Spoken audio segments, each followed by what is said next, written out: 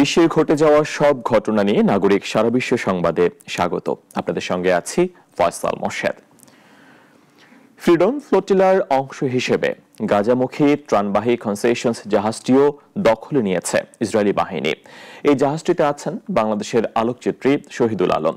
নৌবহরে অভিযান পরিচালনার কথা নিশ্চিত করেছে ইসরায়েলের পররাষ্ট্র মন্ত্রণালয়। বিস্তারিত জানাচ্ছেন শাশ্বতী সরকার। যুদ্ধবিধ্বস্ত আর ক্ষুধার্ত গাজাবাসীদের জন্য ত্রাণ সামগ্রী নিয়ে যাওয়া ফ্রিডম ফ্লোটিলার দ্য কনসেন্স জাহাজটি দখলে নিয়েছে ইসরায়েলি বাহিনী। সাংবাদিক, চিকিৎসক ও অধিকার কর্মী সহ মোট 93 জন ছিলেন এই জাহাজে। বাংলাদেশের খ্যাতনামা আলোকচিত্রী ও অ্যাক্টিভিস্ট শহীদুল আলমও ছিলেন জাহাজটিতে।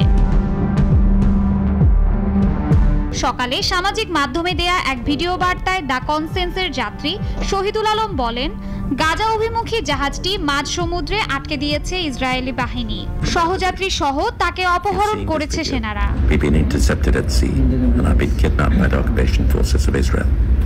The country conducting genocide in Gaza with the active collaboration and assistance of the USA and other Western powers.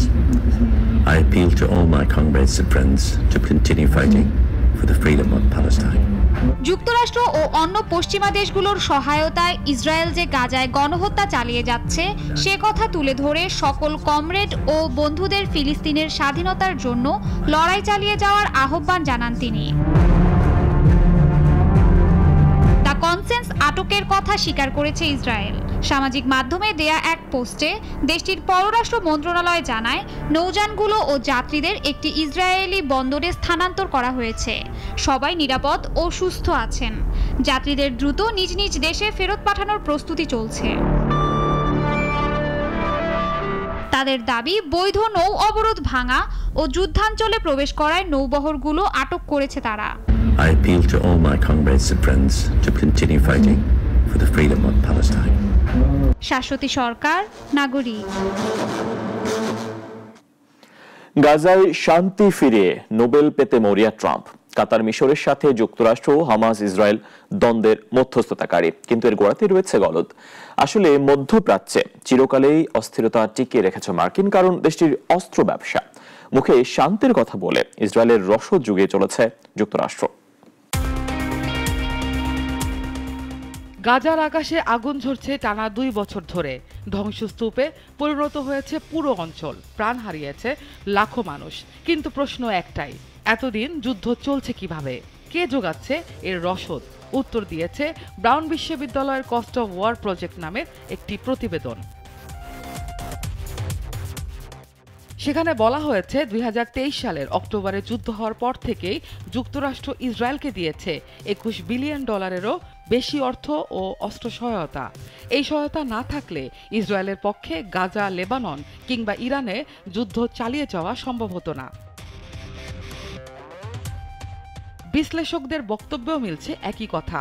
মধ্যপ্রাচ্য কাউন্সিলর ফেলো ওমর রহমান বলেন, ইসরায়েলের যুদ্ধ চালিয়ে যেতে যুক্তরাষ্ট্রের সহায়তা একেবারেই অপরিহার্য। তারা নিজস্ব কিছু প্রযুক্তি বানালেও বোমা বানায় না, সেই বোমা আসে যুক্তরাষ্ট্র থেকেই। 2 বছরে গাজা উপত্যকায় নিহত হয়েছে অন্তত 67,000 মানুষ, আর আহত হয়েছেন প্রায় 1,70,000।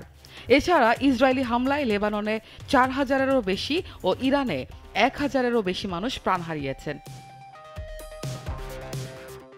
ব্রাউন বিশ্ববিদ্যালয় ও কুইন্সি ইনস্টিটিউটের যৌথ আরেক প্রতিবেদনে বলা হয়েছে, গাজা যুদ্ধ শুরুর পর থেকেই ইসরায়েলের সামরিক কার্যক্রমে মার্কিন ব্যয় পৌঁছেছে $31 থেকে $33 বিলিয়ন।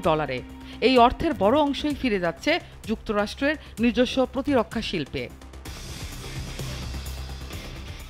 বিশ্লেষকদের মতে এটি শুধু ইসরায়েলের যুদ্ধ নয়, বরং যুক্তরাষ্ট্রের সামরিক শিল্পে ব্যবসা টিকিয়ে রাখা একটি প্রধান উপায়।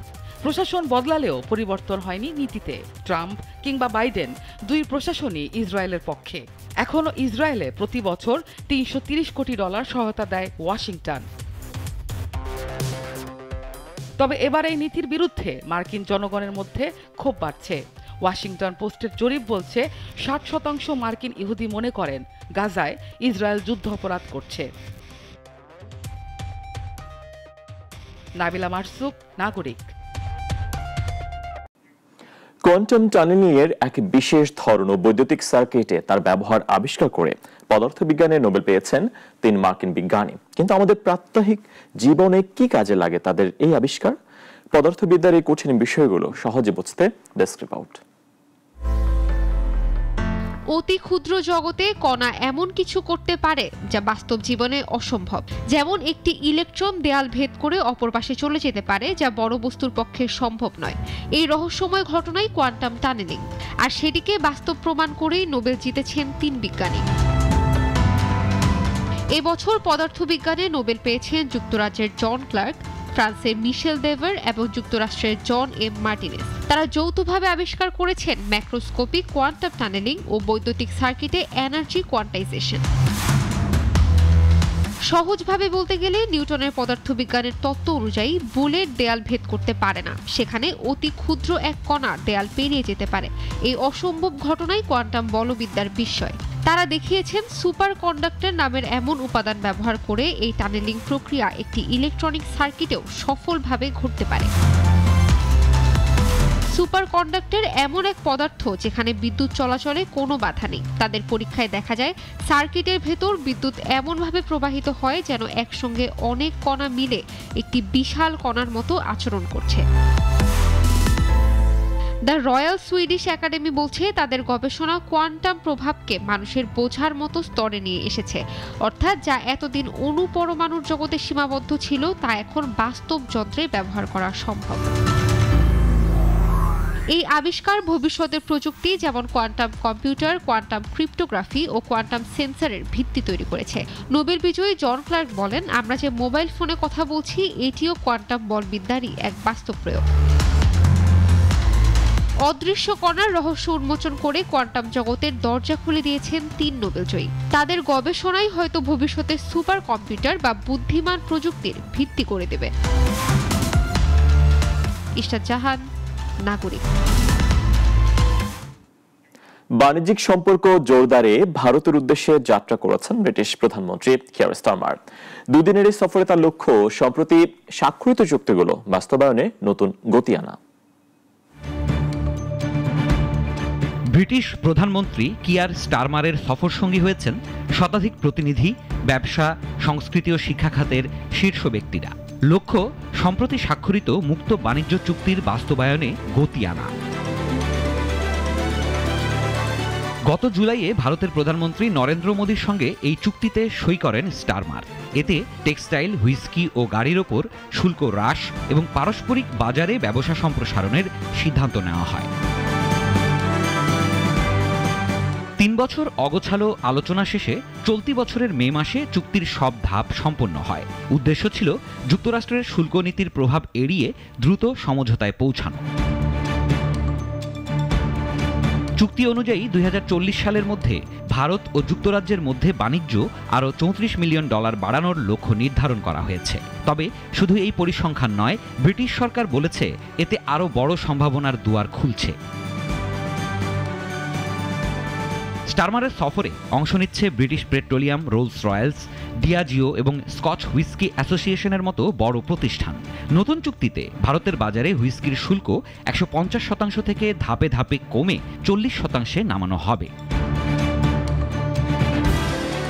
বিশ্লেষকরা বলছেন, ব্রেক্সিট পরবর্তী ব্রিটেনের এটি সবচেয়ে বড় বাণিজ্য উদ্যোগ।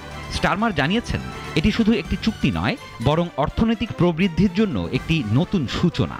স্টারমার আগামীকাল প্রধানমন্ত্রী মোদীর সঙ্গে বৈঠক করবেন। লক্ষ্য আগামী 1 বছরের মধ্যে চুক্তিটি কার্যকর করা।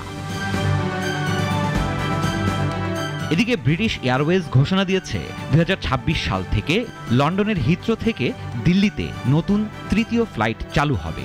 ম্যানচেস্টার থেকেও নতুন রুট চালু করছে ইন্ডিগো। সিরাজুম মনির শুভ, নাগরিক। নাগরিক সারা বিশ্বে এ পর্যন্ত। অনেক ধন্যবাদ সাথে থাকার জন্য।